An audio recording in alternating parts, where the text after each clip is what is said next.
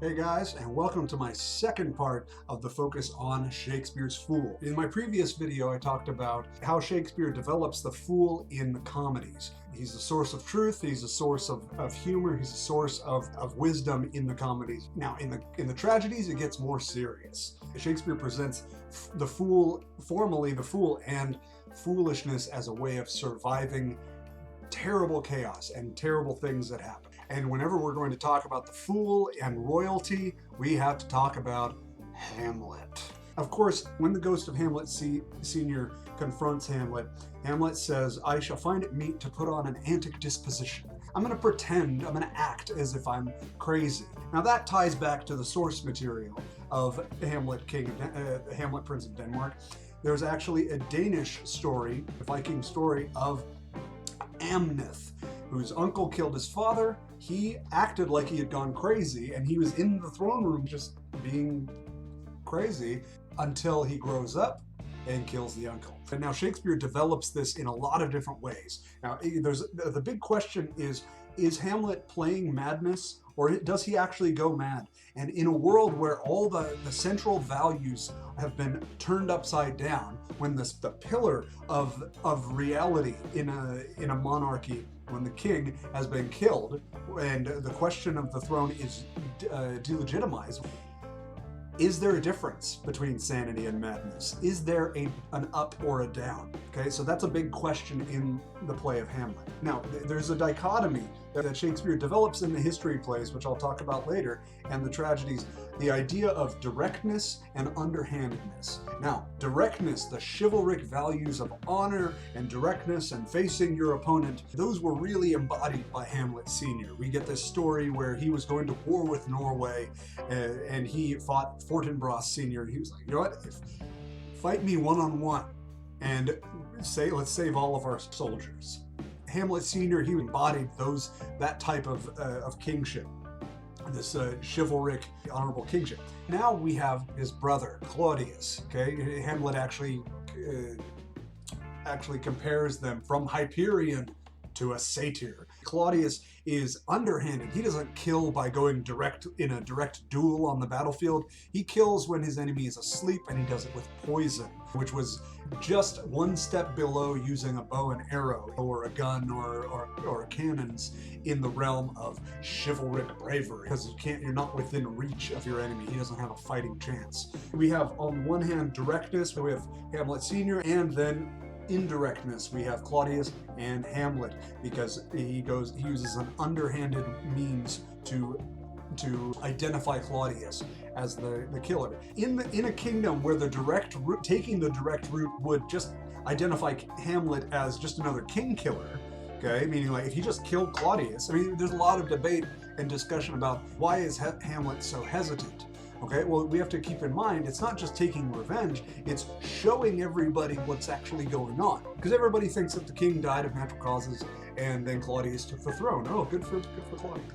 That's why they all participated in the wedding. If Hamlet went the direct route, he would just be another king killer. Okay, first he has to convince everyone of Claudius's crime. Okay, he has to expose the rottenness. And now this is one take. I mean, there's a lot of discussion about it. But Hamlet must be indirect. He has to be underhanded. He has to be the fool. Put on an antic disposition, as he says. Now, that's ironic because it puts Hamlet in the same vein as Claudius. Okay, if Claudius has to die, Hamlet's going to have to die. When we're talking about the Elizabethan perspective on monarchy, okay, the king, or not just the king, but the crown itself, the right to authority, the right to rule, that's the central pillar of value. And more or less it's related to like the structure, to like a godly structure, or like did God put that in? Although Shakespeare calls that into question a lot in the history play, so I'll talk about that. Suffice it to say, everything in the nation, in the country, derives its being from a legitimate king. If you get rid of that, either the legitimacy or the king, guess what? Everything is ruptured. everything is unsure. That's why when it talks about something is rotten in the state of Denmark, that it's playing into that idea that the central pillar of reality of the values, if those are corrupted, everything else gets corrupted. If those do get corrupted, one has to do the opposite. Okay, in order to succeed, Hamlet must be underhanded or do the things that are traditionally cowardly. Okay, in a world where heroes are killed in their sleep, you have to misdirect. Again, this is something I talked about in the previous video, that foolishness is a game of misdirection, of illusion. And so Hamlet must do that. He has to use his supposed madness, trick everyone from seeing what he's actually trying to do. But in a larger sense, in a world where where the central values have been dashed to pieces, there is no difference between sanity and madness. All right, that's in a way Shakespeare was really foreseeing and almost predicting or prophesying the idea of what the death of God would do, all the things that were happening during his time period, the Protestant Reformation, the wars of the kings, the back and forths between the Tudors. He saw that not only was that going to get rid of this person's legitimate kingship or this group of people's legitimate religion, it was going to delegitimize the entire idea of a holistic countrywide worldview that has a common ground. Okay, and so I think he was really foreseeing what like subjectivism would do far in the future. The idea that without a grounding, without a pillar of truth to hold yourself against, there's no direction. You might as well be mad. Little exposition there, but that's not. He doesn't leave things there because he brings in Fortinbras. Now, a lot of times students dismiss Fortinbras. Okay, it's like, okay, this guy, he's not a main character, he's on the outside the whole time. Well, first off, if even the prince has to pretend to be mad, if that's the only way to survive, maybe sanity and safety is on the outside of Denmark. He would have been the most important character to an Elizabethan audience because he restores and reestablishes not only legitimate kingship, meaning born to it and elected. Hamlet, in his dying breath, elects Fortinbras, but also the values of his type of kingship: openness, directness, the traditional martial values of chivalry. He kind of ties off all the tension and rottenness that Claudius had started by bringing underhandedness, by being a bad king. As we know in Shakespeare, a bad king does not stay a king for long. But in such a place, Hamlet, ironically, in order to maintain those values and help restore them, Hamlet has to play the fool. Shakespeare develops the idea of the fool in other tragedies in different ways. All right, in Romeo and Juliet, it looks like a comedy until the fool, Mercutio, dies, which is not allowed in a comedy. Okay, Mercutio is not, the fool has to be outside the action so that he can be commenting. He's kind of a chorus. But in Romeo and Juliet, Mercutio dies, and it's so interesting because Romeo assumes he's acting. He assumes Mercutio is pretending when he dies. He thinks it's a joke. He thinks he's just being a fool. He's just being the clown of the group. But then it was like, oh no, he's actually dead. Everything goes to hell, and it turns into a tragedy from that moment.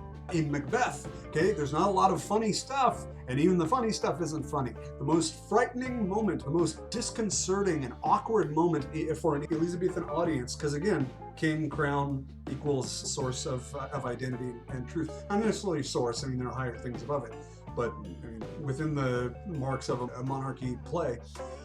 When Macbeth and Lady Macbeth kill Duncan, that would have been the most silent room in England, okay, when he first performed that. And what does Shakespeare do when everyone is just like, you just killed a king, a good king. This is bad. Like, there's a tragedy, an awkward moment. Shakespeare brings in a drunk gatekeeper clown. Knock, knock, who's there? Oh, must be Beelzebub. All right, he invents the knock, knock joke in the most awkward, least moment where you want humor point of almost all of his plays. All right, it's almost as if Shakespeare is saying, like, hey, right after a tragedy, people are like, oh no, don't tweet. Oh, tragedy just happened. Shakespeare, don't tweet, don't tweet. And Shakespeare's like, no, that's exactly when you tweet. That's exactly when you invent a new type of joke. How dare we think that the knock-knock joke is anything but profound, all right? And it was the most awkward moment in the world at that point, and Shakespeare creates a joke. There we get to see him linking comedy with tragedy, the idea that humor is a way of preserving one through the worst moment of your life. He gives the audience a way to preserve them through the moment. So we see from the tragedies that that the fool now, instead of just being like a source of truth to be like, hey, how crazy are these people? He's actually a way of surviving chaos, except for Mercutio. Sorry. Foolishness and the fool is not just a way for the nation or the people to, or the individual to grow in a time of peace. All right, it's also a way of preventing the ossification of what one knows. Like, okay, we're in a place, a pretty good place. Guess what? You're now in danger of not extending yourself beyond your own limits. The moment you become comfortable, again, back to that idea that power and understanding something, that kind of power over it, it can make you stop looking at it, and that's when it starts to become dangerous. And again, the fool, the way of misleading the more dangerous elements as a way of getting past them, as a way of preserving one's core values. Again, you wouldn't think that humor is a way of preserving value, because the central idea of it is it flips over the values, it turns them camp, it makes fun of those things. But Shakespeare's like, that's how you can get through and survive those moments. Okay? It's a way of dealing with corruption. All right, it's critical to have that aspect, the ability for a monarch to not take himself so seriously, really any hierarchy. All right, the fool is a way of preventing tyranny of all types, of all kinds. The fool's role in the throne room was to prove that the king is not a tyrant, because he allows himself to be criticized. He allows that there's no harm in an allowed fool, says Olivia from Twelfth Night.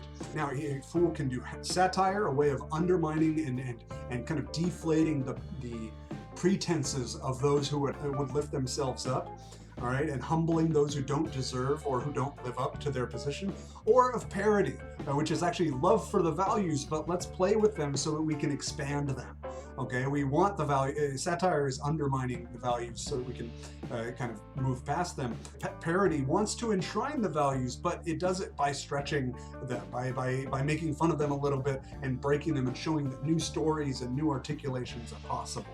That's a way of extending the kingdom of one's knowledge, or the extent of one's knowledge, through humor rather than through like logical process, which again, as I said in the previous video, it's so striking that Shakespeare places logic, the syllogism, in his fools. So next I'm going to go a little bit backwards and talk about the history plays, because they are most relevant to my book, Sacred Shadows and Latent Light. Thank you for hanging out so far. Okay, I hope you enjoy the next one. If not, have a wonderful April Fool's Day.